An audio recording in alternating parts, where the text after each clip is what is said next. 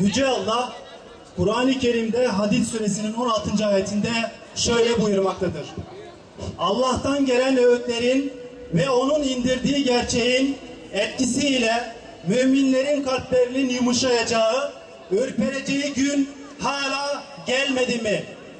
Müminler daha önce kendilerine kitap verilenler gibi olmasınlar.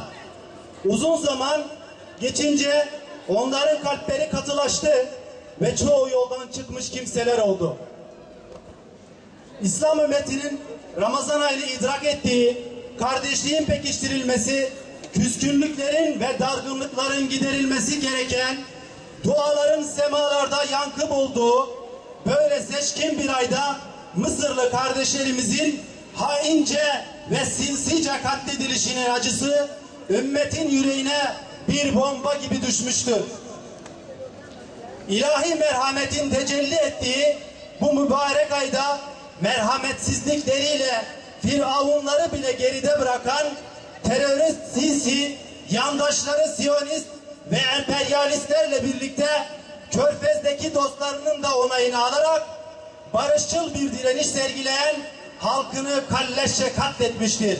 Bir aydır aç, susuz ve kızgın güneş altında Firavuni zulmün gölgesinde hiçbir şiddete başvurmadan sessiz çığlıklarını, canhıraş feryatlarını duyurma adına meydanları dolduran Mısır halkı Hazreti Ali'nin de buyurduğu gibi haksızlığa boyun eğmeyiniz, yoksa hakkınızla birlikte şerefinizi de yitirirsiniz şiarıyla yek vücut olarak Muhammed'i bir duruş sergiliyorlar. Zalim ve kan emicilerden korkmadıklarının somut bir örneğini sundular. Hak uğrunda mücadele etmenin yaşamaktan daha büyük bir erdem olduğunun fotoğrafını çektiler adeta. Her biri bunca sıkıntı ve zahmet karşılığı birer sabır abidesine dönüşerek dosta, düşmana ne kadar da kararlı olduklarını gösterdiler.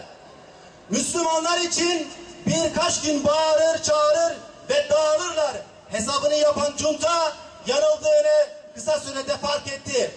Tüm Müslümanlara emsal teşkil eder korkusu ve endişesiyle bölgesel ve küresel bazda tüm zorbalıklarını hain Sisi'nin şahsında somutlaştırarak harekete geçti. ABD'nin ve Batılıların takındıkları tavır, lokal işbirlikçileriyle birlikte İslam düşmanlığı konusunda ne kadar da azimli olduklarını bir kez daha ispatlamış oldular. Mısır'daki katliam bize açıkça göstermiştir ki zaman meşreplerin, cemaatlerin, camiaların, kurumların ön plana çıkarılma zamanı değil. Zaman isimlerin zikredileceği zaman değildir. Zaman ümmet olarak bir vücudun azaları gibi yek vücut olma zamanıdır. Zaman tekbir! Tekbir! Kahrolsun Sisi, yaşasın Mursi. Kahrolsun Sisi, yaşasın Mursi. Allahu Ekber.